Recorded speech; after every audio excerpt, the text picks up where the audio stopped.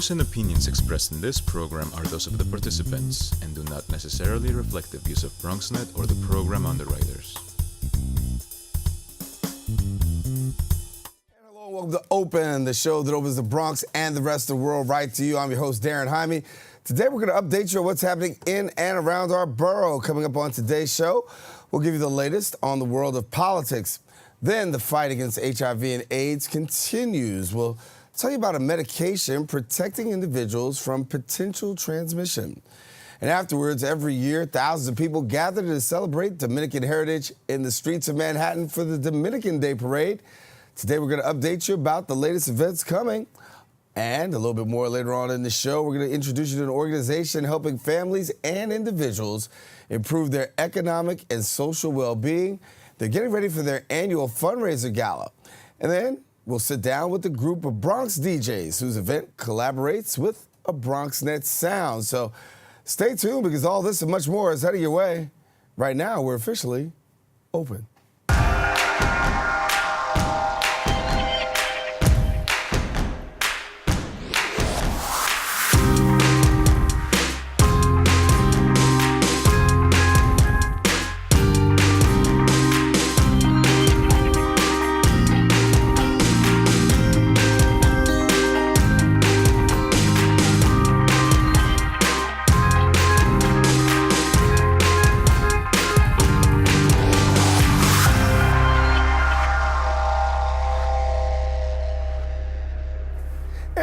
I'm your host, Daren Jaime, and today is Wednesday, May 23rd, and you're watching Open, a live program bringing the Bronx and New York City straight to your TV set. Now, we want you, to stay encouraged to stay connected to us. So do us a favor. You can find out more about us at Twitter at BronxNet TV and Facebook at Open BronxNet Television, so do your best to stay connected. Well, a lot has been going on over this past week. We're going to tell you more now with some Bronx updates.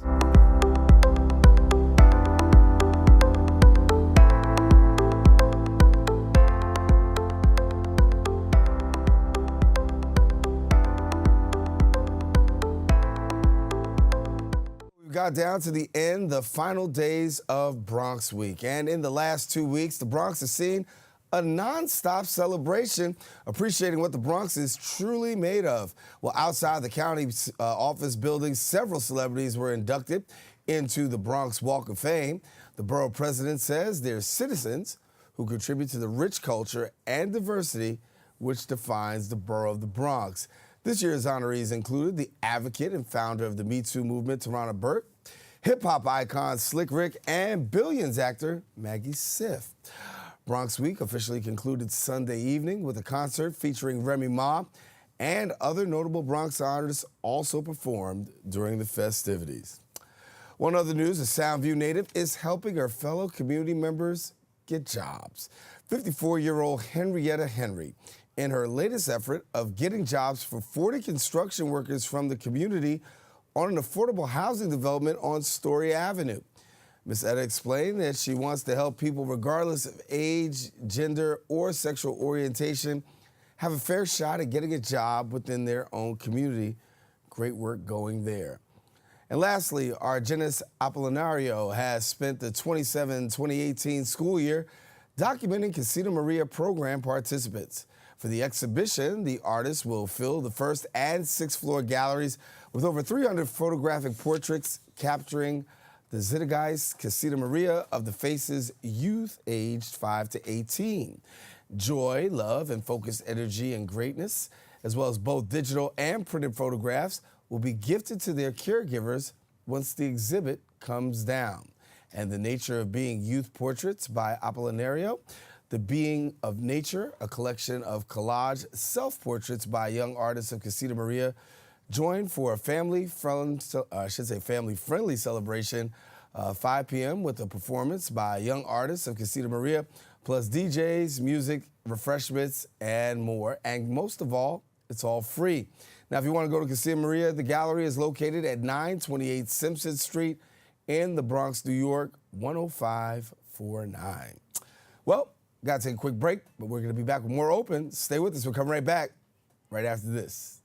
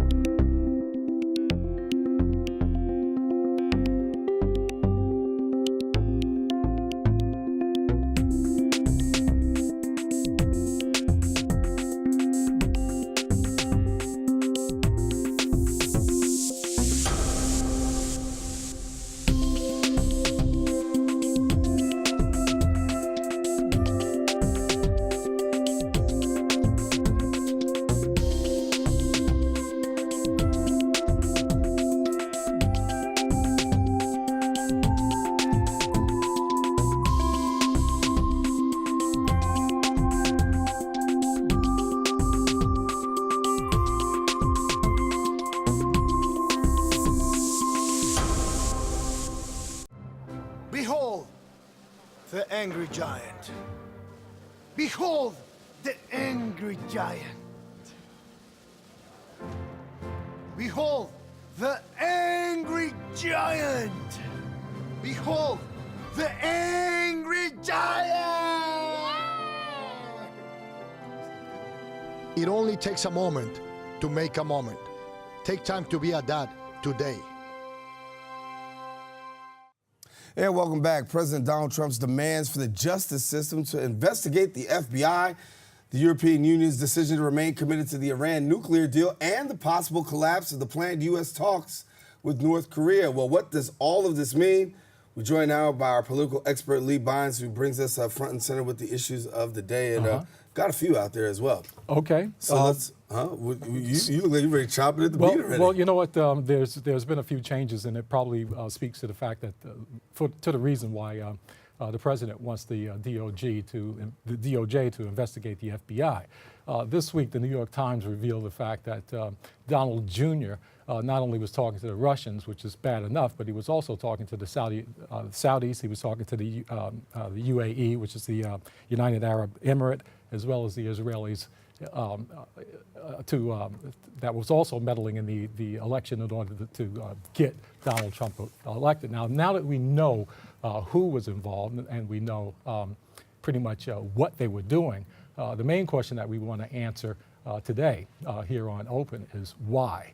And from my analysis and looking at the situation is that I'm firmly convinced that these entities wanted to put Donald Trump in the White House as opposed to Hillary Clinton simply because, well, you take the Mossad, you take the Russian intelligence. These folks did their own psychological analysis on Donald Trump. And once he was determined that he was going to represent the Republicans, they wanted to put someone in the office who was probably unstable.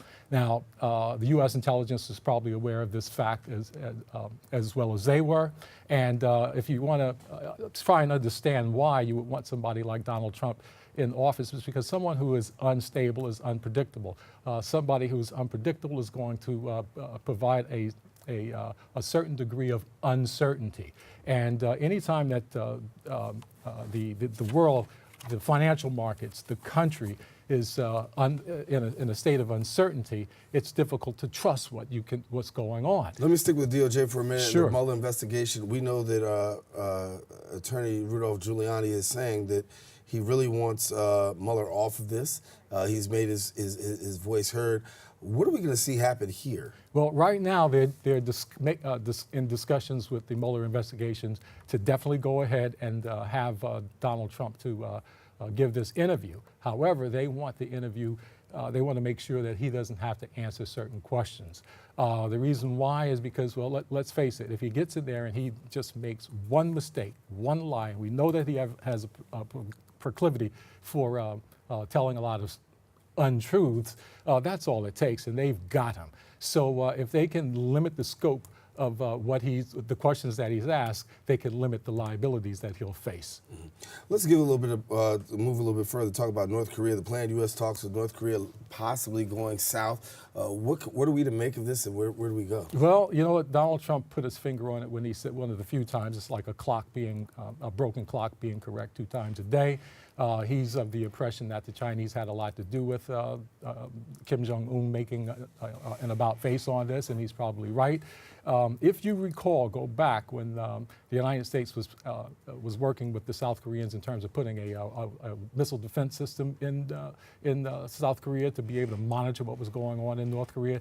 That system, I believe it's called THAAD, was strong enough radar-wise to penetrate beyond North Korea and into China. China was never really on board with that. The last thing that China would really like to see at this point is the North Koreans and the South Koreans actually coming together, because that would bring an ally of the South Koreans right up to their border, and that is definitely not anything that China wants to see happen.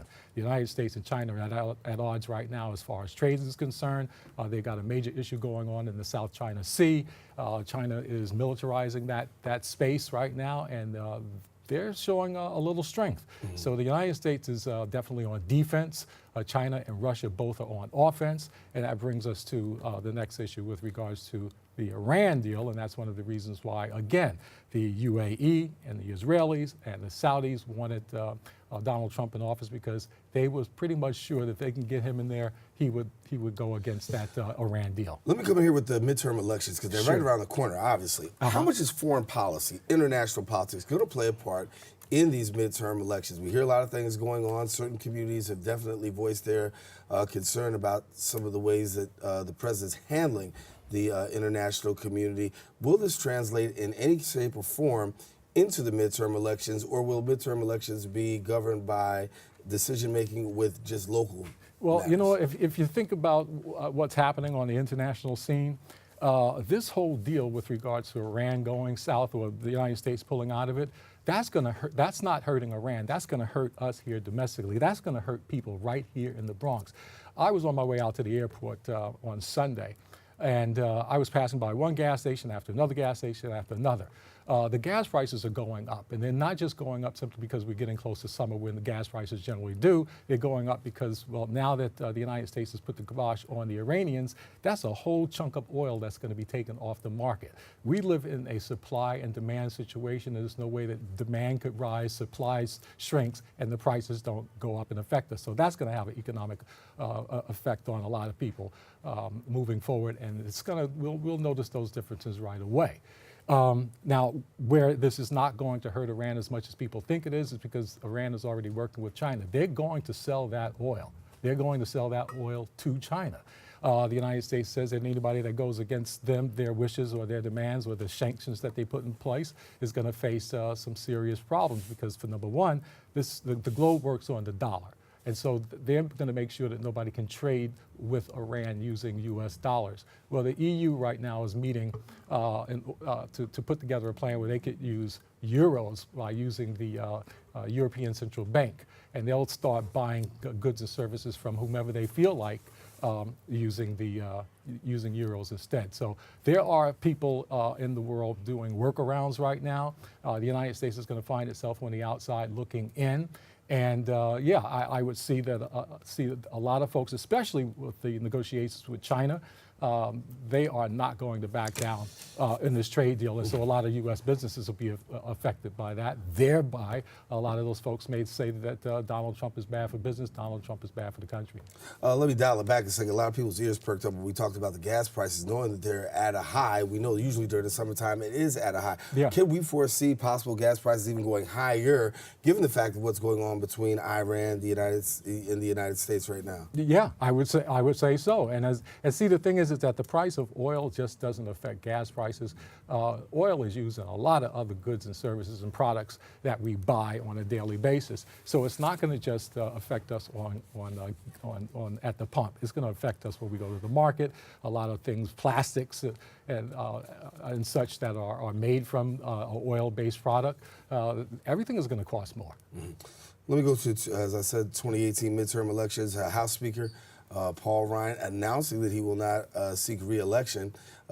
He's going to call it quits. Mm-hmm. Some people saying he should get out now. He's going to be a lame duck.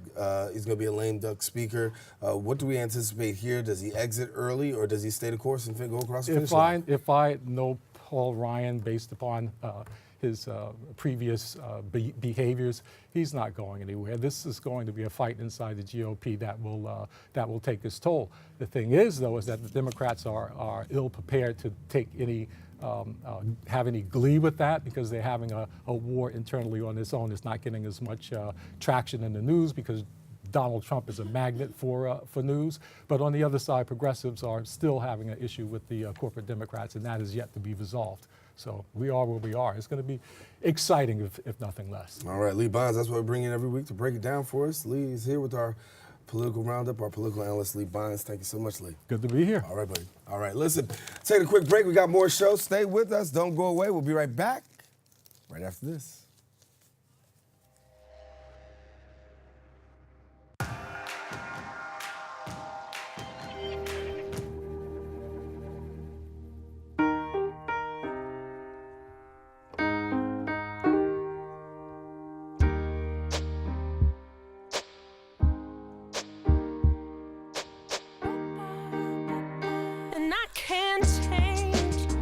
Even if I try, even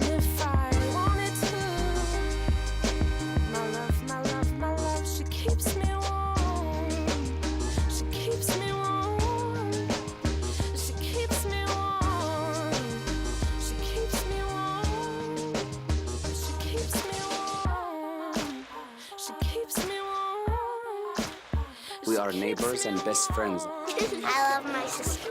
My heart doesn't see race. Love is love. Our family is no less than any other family.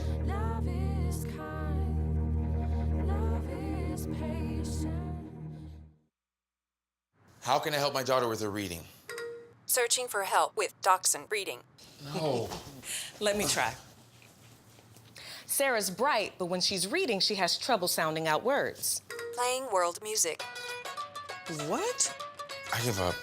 Wait, I was trying to show you how Sarah feels every day. Frustrating, isn't it? Redirecting to understood.org. Join parents and experts at understood.org, a free online resource about learning and attention issues to help your child thrive.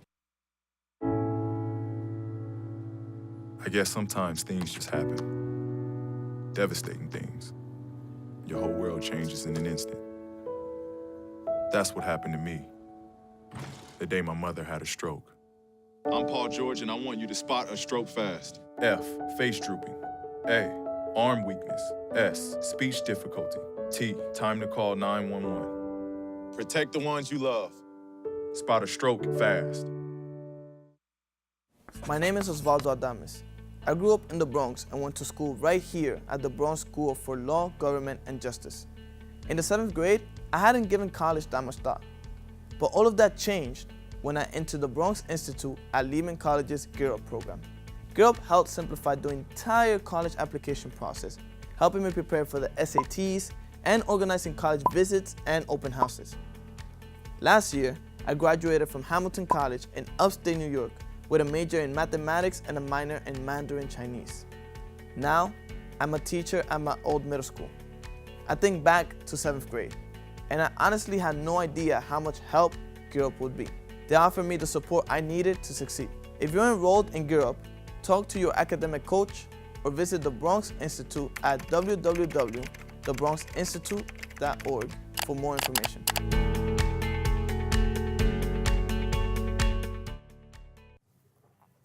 Welcome back. Last year, the diagnostic of new cases of HIV diminished almost 7%.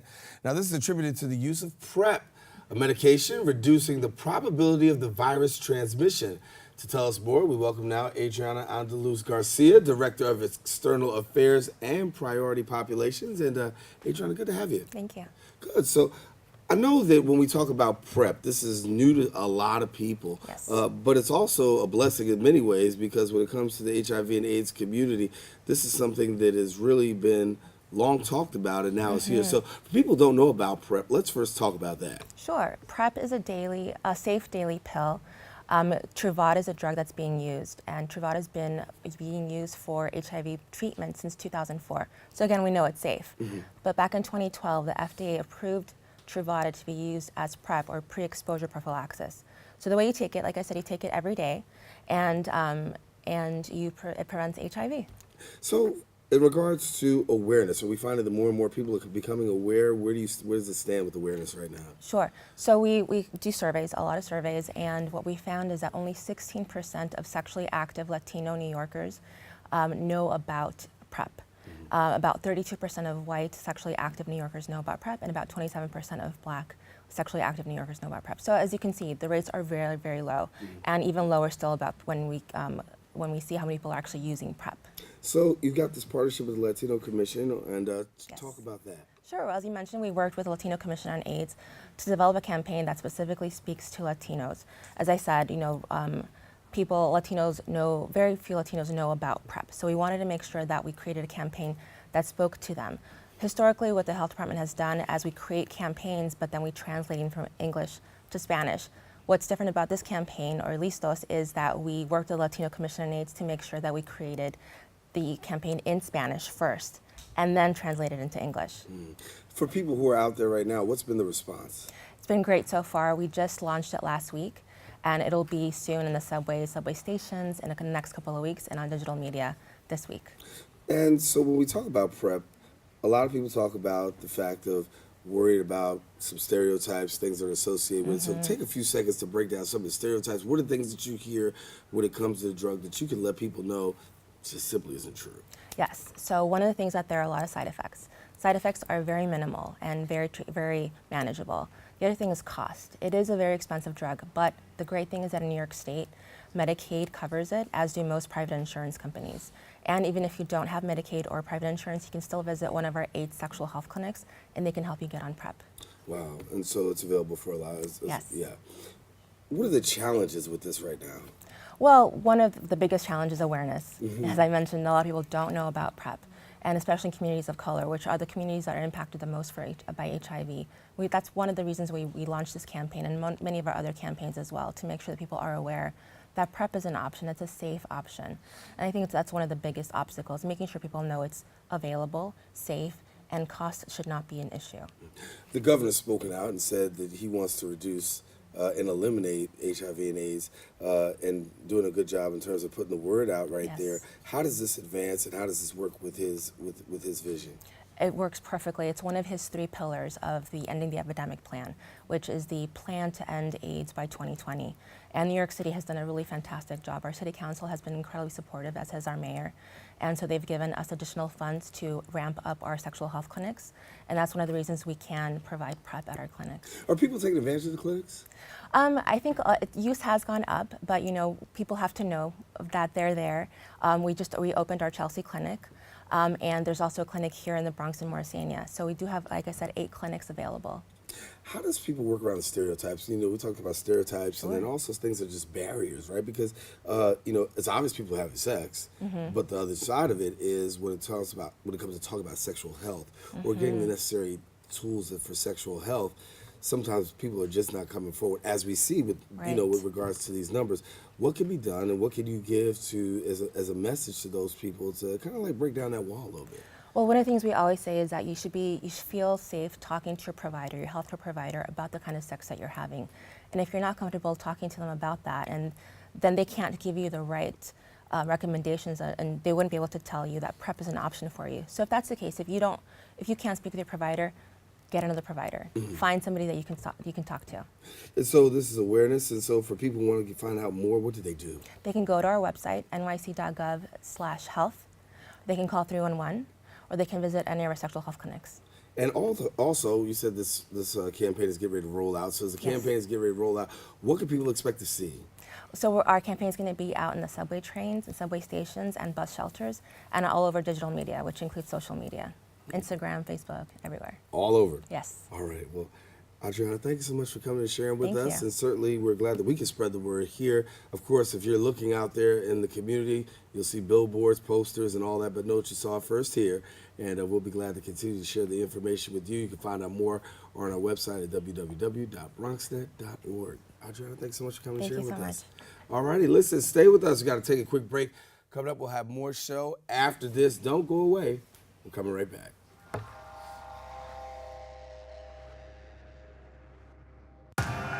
Behold the angry giant. Behold the angry giant. Behold the angry giant. Behold the angry giant. It only takes a moment to make a moment. Take time to be a dad today. For all the papas out there, let's stop what we're doing and take a moment. A moment to be with our kids. They can be loud moments, goofy moments, sporty moments, dorky moments, kooky moments. Moments where we talk or walk or just hang out. It doesn't really matter. They all count, because every time dads take a moment to be with their kids, well, it's pretty momentous. So let's all take a moment to make a moment today. I'm only 17, but I know about investing. Believe in something, buy shares in it, watch it grow. So, what if you could invest in the future? The future of kids, like a stock. Not the kind of stock that's about making money, but a stock for social change. A whole new kind of investment called Better Futures. When you invest, it helps kids go to college. I could be one of the first college graduates from my family, the first philanthropist from my neighborhood, And if I'm the first, then maybe there's a second and a third. Believe in us, invest in us, watch us grow. My name is Sydney, and I'm your dividend.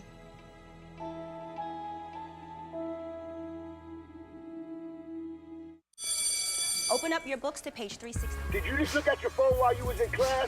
You played yourself. Talking about inspirational quotes. You gotta believe in yourself. Don't ever play yourself. The key is to make it, so make it. Louise, can you give me an example of an inspirational quote? Don't play yourself. The key is to make it. And who said that? I did. Now that's a major key alert. Learn the real major keys to getting to college at getschool.com.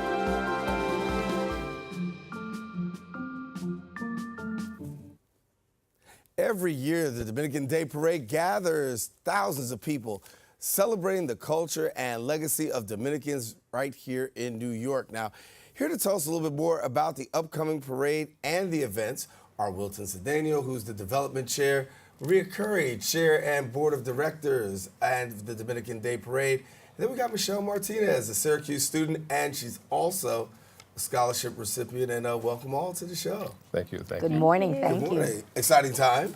Very exciting. All throughout the year, may I add. Of course, but when it comes to the parade, it's the highlight. It sure is. It's the culmination of the work for the year. So give us a little bit about the parade this year and what can we expect? Well, I can start, I Yes. think, if you allow me, Mr. Yes. Development Chair. We work throughout the year. What we have immediately coming on board is we have a wonderful boat ride this Sunday. Please, we encourage everyone to go on our website. It's a Matriarch Award boat ride. We're highlighting some amazing mothers, grandmothers, great-grandmothers of very inclusive community activists within our community. We're also having a wonderful event with the Bronx Borough President. The presidents of the boroughs, they do a kickoff for us. It happens to be the Bronx First. And so we're having an adopted Dominican that's going to be highlighted at that event, and that will be Tuesday. We have an event that's coming up with the Brooklyn Borough President, Manhattan Borough President, our gala, and then absolutely our parade on August the 12th. And all that information is on our website, dominicanparade.org. Wilton, for you, obviously, as the development chair, I know there's a lot of work that's entailed in bringing this all together. Talk about really the community, the response, and how you get everybody together. I tell you, it's really a team effort, and we're very fortunate to have the leadership of our chair, Maria Khury. She's an entrepreneur, but also very connected to the community. Because our goal, this parade, our goal is really for scholarship. That's why Michelle is here. She's one of our scholarship recipients.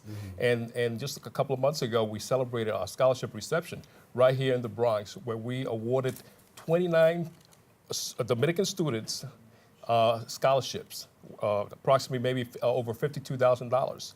But I mean, what was so special about this night was inviting the parents, you know, because we celebrated the students and also the parents, and they were able to see that their kids were being recognized for the scholarship and the work that they have done.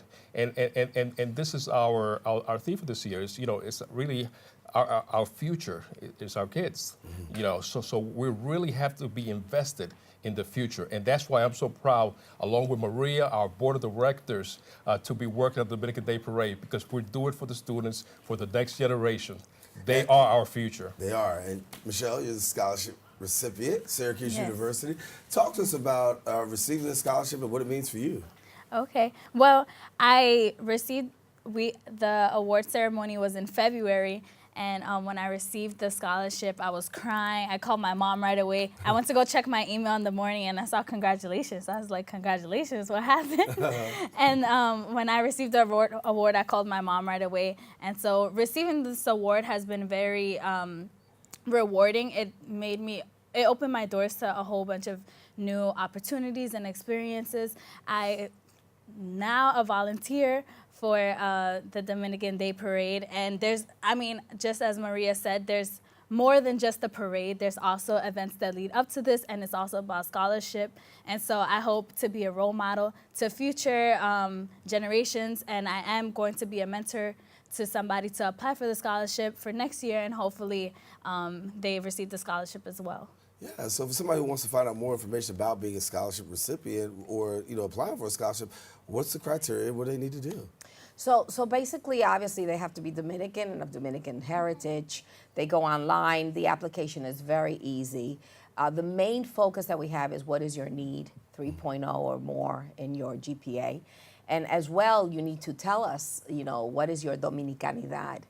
What makes you feel Dominican, and what makes you be inclusive in your community as a Dominican, your culture and your heritage. The Dominican Day Parade is very diverse and inclusive. But our main goal and our mission is to make sure that we highlight our Dominican students and what they're doing throughout their lives.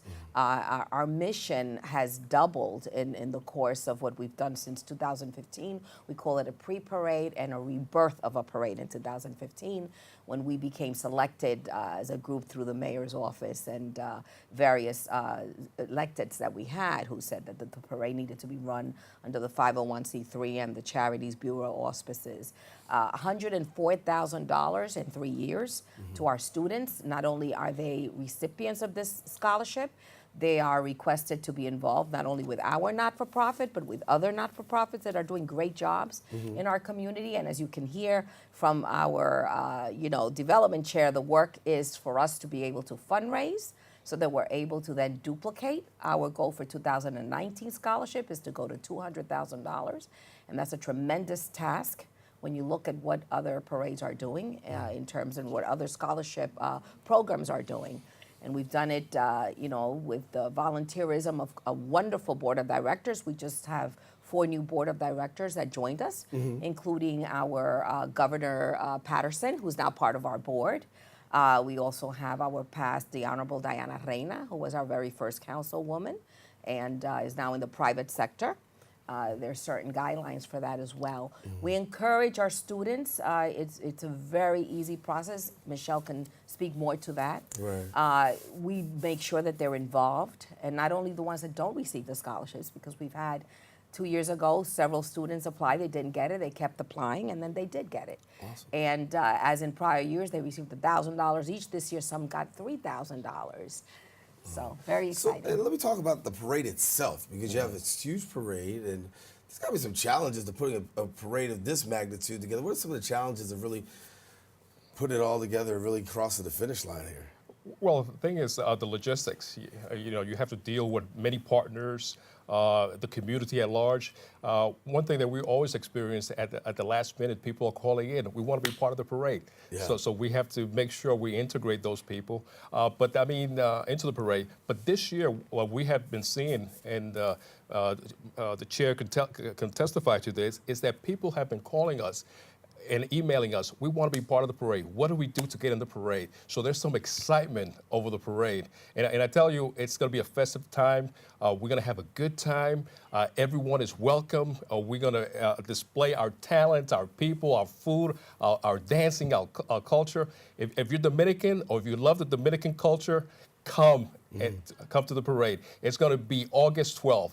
It's going to be from 36th Street to 56th Street on 6th Avenue.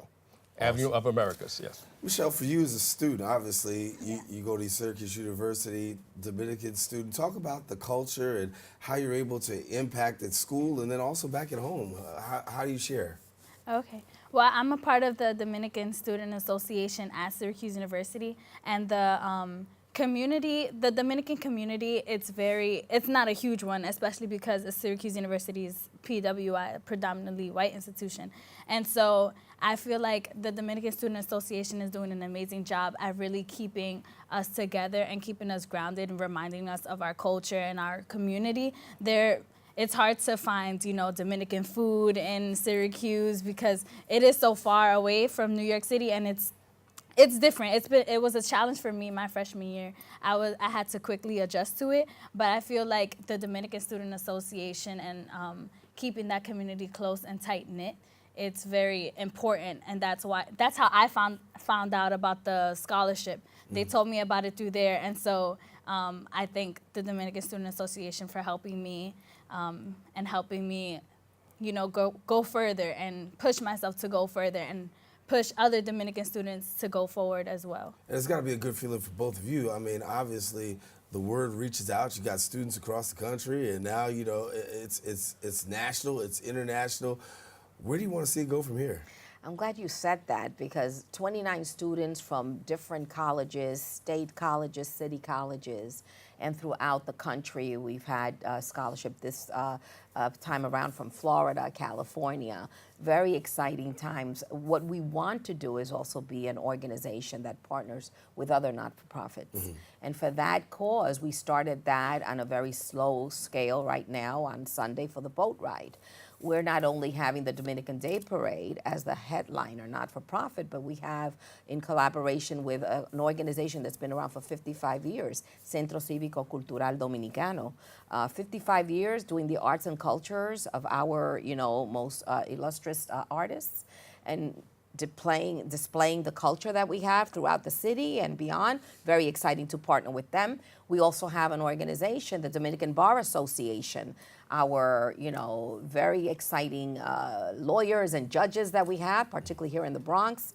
We're also partnering with the All-STEM organization, an organization of science and technology and engineers and mathematicians. So it's not only about the Dominican Day Parade. The Dominican Day Parade certainly has a responsibility, in our mission and our charter, but also to embrace and to encourage other not-for-profits and to work together. And by the way, the Dominican Day Parade is an organization for everyone. It is an organization that's very inclusive. We encourage each and every culture to be a part of what we do. We love the fact that we do see a diversity of people that want to march with us. Everyone can march and can be a Dominican on August the 12th, Dominican Day Parade Day. All right, and in addition to August the 12th, give us a couple of other events that are taking place before we wrap up and where people can take part. Yes, like our chair mentioned, we're going to have a Bronx Borough event, and it's basically a Dominican heritage celebration. And that's going to be hosted by Bronx Borough President Ruben Diaz Jr. And we're doing this through all the boroughs. We're going to be going to Brooklyn. We're going to go to Queens, and we are going to end up August 2nd with a celebration with the Manhattan Borough President. And so we're doing many different events. And there's also one particular event that I wanted to mention. We're trying to break the Guinness World Book of Record for the most couples dancing merengue simultaneously. And we're doing this August 4th at the Armory in Manhattan. So how many do you need? Over 650 okay. people to do that. So, and everyone can join. You don't have to be a Dominican. Okay. We're going to teach you the steps if you want to learn merengue. There you go. Yeah, so that's something that we're looking forward to. It's going to be lots of fun. And August 10th, we have a gala where we're honoring top Dominican honorees. It's going to be a big celebration on Terrace of the Park in Queens. So we're looking to have people come. And we're going to have some surprises and some big names. So you definitely got to stay tuned for August 10th for our gala celebration. And of course, we're going to top it off August 12th with a big celebration on 6th Avenue. All right. Dominican Day Parade. Well, thank you guys for coming and sharing with us a little bit about the parade. Best wishes to you in school. Keep up the good work. And of course, we've got our website. We'll definitely pass that on to people. And we wanted you to get out there so you can help break the Guinness Book of World Record. And we can see that number just increase and get in the record book. So thank you much for coming. Listen, going to take a quick break. Got more shows. Stay with us. More open coming up right after this.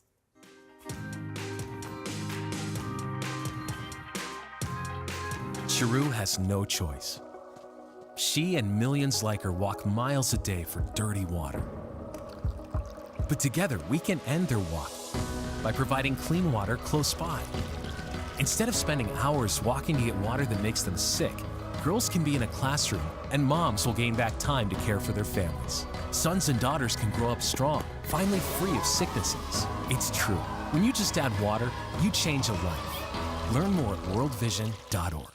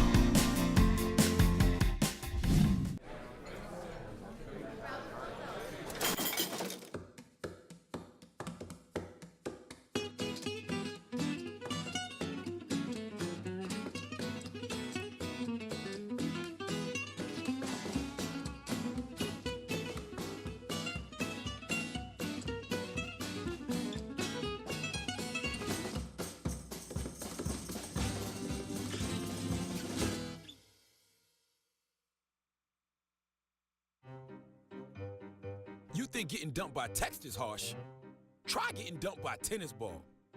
My ex-owner drove me out to the woods, yelled fetch, and by the time I bought the ball back, he was gone. Yeah, I was pissed. But the folks at the shelter helped me let go of my anger. I learned coping skills, like taking it to the hole. Boom! Now I'm ready to fetch again. But how about I throw and you run and get it?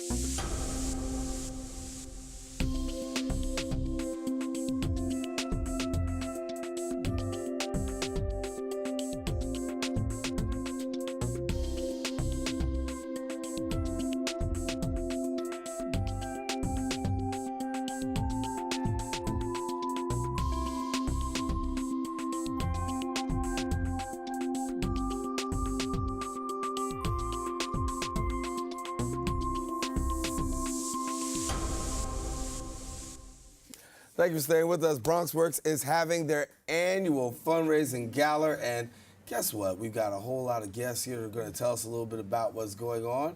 We've got Demetris Giannoulias, I got it, CEO of Spring Bank. He's one of the gala's honorees. Barbara Miliano, Program Director at the Brook, and Ianna Dell'olio, who's the Director of Advancement and Communications at Bronxworks. Welcome. Try saying all that in one sentence. Oh, gosh. You did well. I did well? You did. I did good. Well, thank goodness. Thank you for coming and sharing with us. And exciting time for Bronxworks, too. Very exciting time for us. Our annual gala is on Monday, June 11th. And once again, we'll be bringing the gala to 583 Park Avenue. And as we do every year, we honor people and organizations that are very, very close to Bronxworks and have made great contributions to our organization as well as our program participants. So for people who don't know about Bronxworks, first of all, let's give our, we had Ken Small here recently, and he shared a little bit. But for somebody who hasn't know anything about Bronxworks, tell us a little bit about the work you do. Bronxworks is a settlement house social services agency. We were founded in 1972 as Citizens Advice Bureau. We provide a full array of services to our Bronx neighbors. We provide services for seniors, for children and young adults. We provide housing assistance. We are responsible for the street homeless population of the Bronx. And we run family shelters. We run supportive housing. And that's why Barbara's here with us. Talk a little bit about that. We do a lot of work with health. It's very important to us that we break the not 62, the stigma of being the most unhealthy county in New York. So there's a real focus on changing, some of the social, making a positive effect on the social determinants of health. So Demetris and Barbara, you're honoree. Congratulations. Thank you, and thank you to Bronxworks. Yes, so talk a little bit about the work that you do with Bronxworks. So Spring Bank is a community bank based in the Bronx. I think the only bank that was founded and headquartered in the borough in the last 30 years. And we believe in the community. We were founded in the community and for the community. And since we opened 10 years ago, Bronxworks has been an important partner to us. And when they told me they were going to honor me at this event, I was like, I don't deserve to be honored by I have such respect for what Bronxworks does and the importance of what they do in the community. For them to honor me. I don't see it necessarily. I think I'm glad. I feel like it's an honor to the bank and my staff at Spring Bank for all the work we do with Bronxworks staff and their clients to help make the borough a better place to live, basically. And Barbara, talk to us a little about the work that you do and what's available for Bronxites. Yes, so one of the services that Bronxworks offers is supportive housing to individuals that were formerly street homeless and have difficulties either with mental illness, with addiction, and for some reason haven't been able to be stably housed.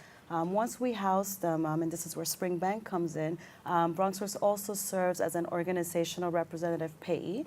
That is that we assist our residents with managing their Social Security income. And these are individuals who, for, again, underlying issues, are not able to adequately manage their own finances. which could place them at risk of eviction. It could place them at risk of malnutrition, of extortion. So it's really important for them to have an organization and a partner like Spring Bank who can help them actually manage their funds in a way that's ethical, in a way that impacts them beneficially and promotes health and housing.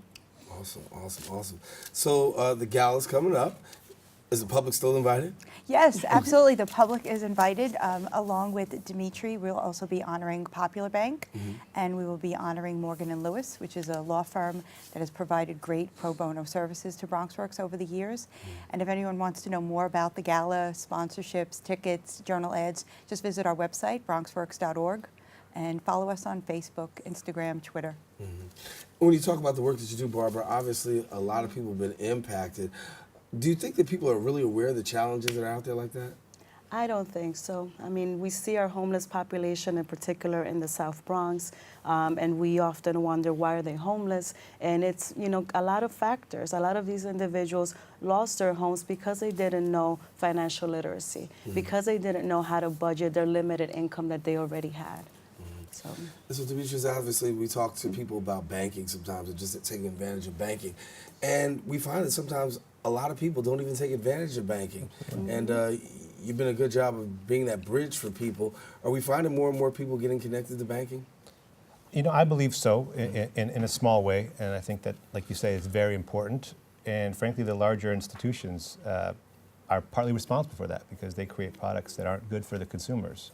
And that's what we try to do at Spring Bank, is try to create financial products that meet the needs of the consumers of the South Bronx.